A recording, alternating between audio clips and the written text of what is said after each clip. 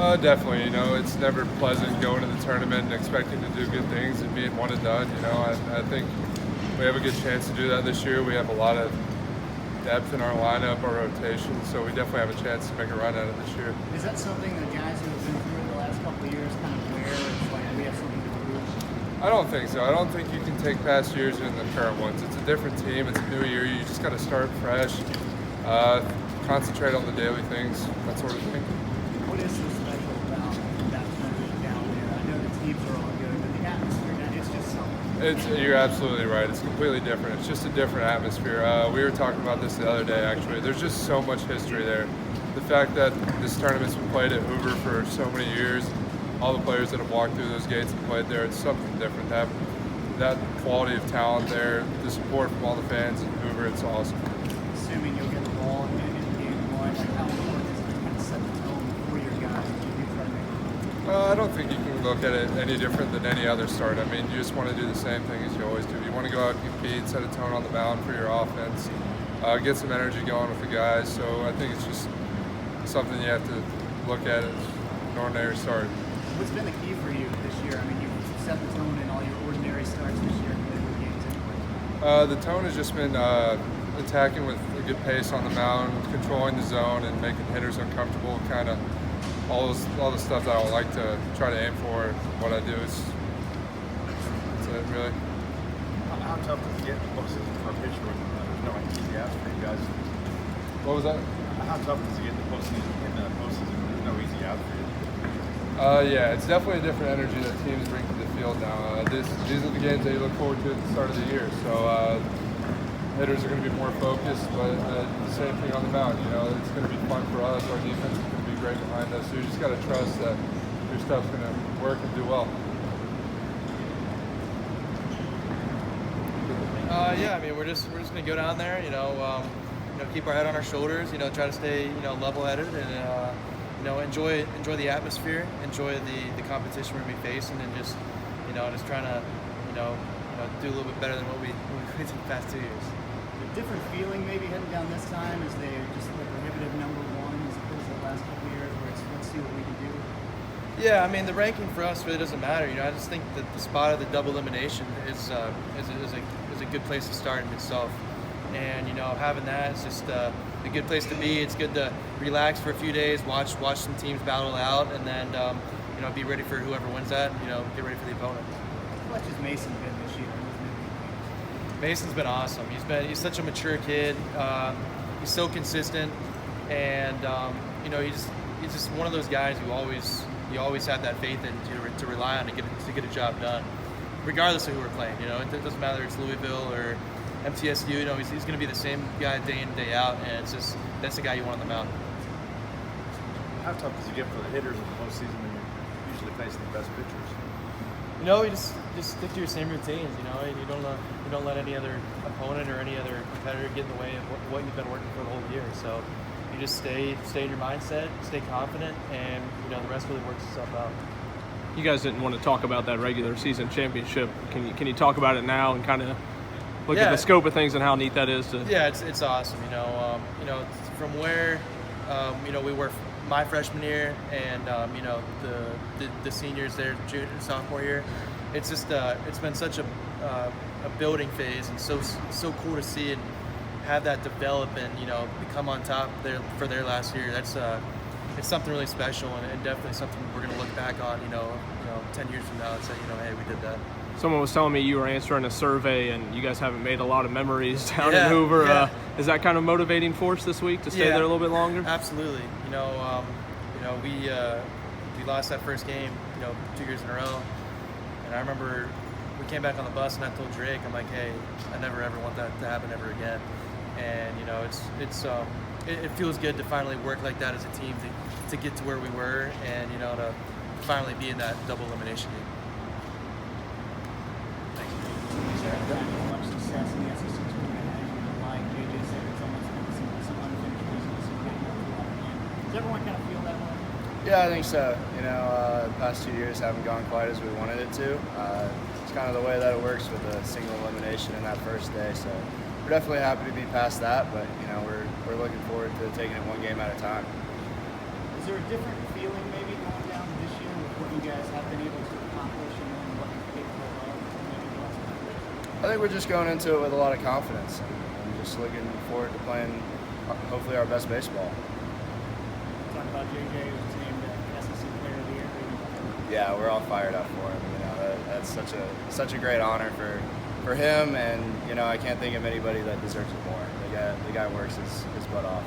Every time he comes to the plate, what are you guys thinking? Is he taking one out? Or? Yeah, I mean everybody kind of holds their breath in our dugout. He goes up to the plate, and every time he's up there, we think he can do some damage, and he has done a lot of damage this year. So it's been really fun to watch and be a part of it. What about you? You've seen the ball pretty well last few games. Yeah, nothing compared to JJ though. What's been the key for you?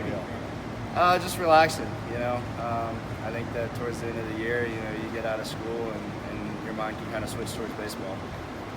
How do you your confidence to have a week like you had, taking it right into the postseason? Yeah, it's huge for my confidence, but also I just try to build off of the other players too.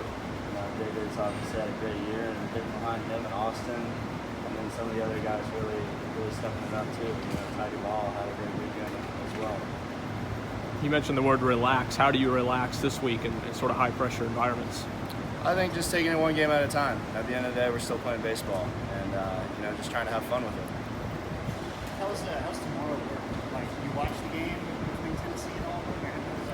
Yeah, we'll probably watch the game. I think a lot of us are going to go over to the stadium, kind of get the feel, see where the sun's at, kind of scout both teams a little bit, and see what they got going on.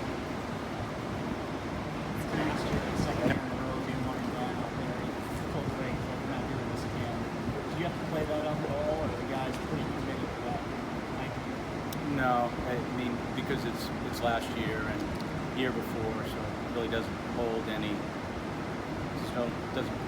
weight in terms of where we are right now. It's a different team, different group of guys, wiser, older, kind of more knowing too. So now it's just a matter of getting into game week. Really, it's a regular game week for us in terms of providing opportunities to play very good competition at a high level. So it's great. They should celebrate the fact that they're getting this opportunity, because it's not always easy to get there.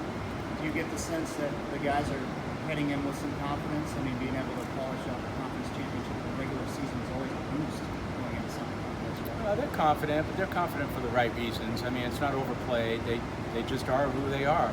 Nothing really has changed that much with them, and I think that's the most impressive thing, aside from any baseball outcomes or records. It's just the personalities remain the same, and I think for that, I'm very grateful as a staff member that can be around them and enjoy it. I think there's a lot of times where you have these great experiences, and you might not be able to enjoy them as much as you need to. And I think, for me, and my wife and the staff, we've been able to enjoy these kids, and I just want to continue to do so. How will it work tomorrow? You guys go over and watch some of Tennessee and Auburn? Yeah, we talked about that. I think the biggest reason is because we won't get an opportunity to train on the field. So because you're not training on the field, it gives us an opportunity to kind of watch both teams, watch where their players are playing, see where the sun is, just these small things that come up during the course of the game that we won't have the opportunity to survey before we play there. So we just get there and play. So we're looking forward to watching them play and get a feel for the environment too. How rewarding is it for a guy like JJ to win such an honor as Player of the Year? It's a great reward to a great kid. He's just fantastic in so many different ways. It's coaching a pro. That's what it is. He's a pro. Everything he does, he's a pro. He speaks well. He does school well. He socializes well. He's a great teammate. He's got so many other skills besides baseball. I mean, he's just a well put together young man. He's got great fibers, and we thank his parents for that. I also wanted to ask just how clutch Mason Hickman has been in the midweek games. I assume you have to get the ball on Wednesdays.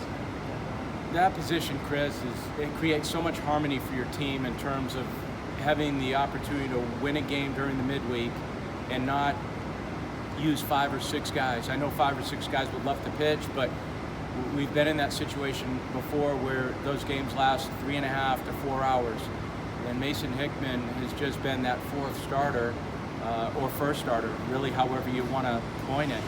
But he's just a guy that's been so consistently for us and given us a chance to win each week. And he's created that positive and mental harmony that you need in order to try to gain some momentum going into the weekend. So he's been great. He's been great. He doesn't. We certainly. He's not underrated in our books. I mean, he's that kid that we know is very important to what we've accomplished. Will you pencil in your starters this week, or will that be dictated by matchups? I think I don't think much is going to change for us. I think we're going to do what we've done and just play. Auburn or Tennessee, it's going to be a tough out right away, right? Yeah, I mean we're in the SEC. Yeah, everyone's good. Would you say pitching is the most important part of the game in the postseason, or are they all pretty equal in your mind? I mean, pitching is very important. Pitching is the team gathers a lot of confidence based on what is in the middle of the field. And the person in the middle of the field oftentimes dictates where the game is going.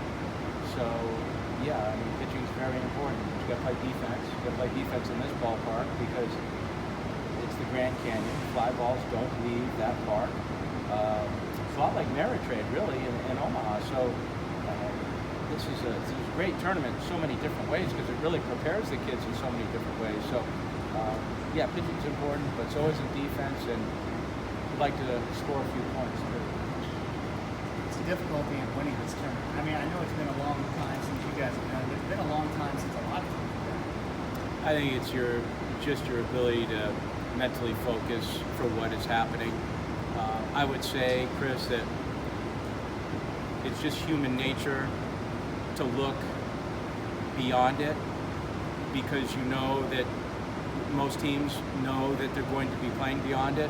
So the challenge is to defeat human nature and center yourself so you get into a situation where we say to ourselves, we got to get better. I mean, we got to get better in so many different ways, for our team, and that's not coach speak, but we got to get better out of the bullpen. We got to get better against guys like Stallings and Ethan Small and Burns and whoever falls in front of us. So these are just great learning opportunities. I'll tell you what we don't want is we don't want to engage in unproductive activities on the field.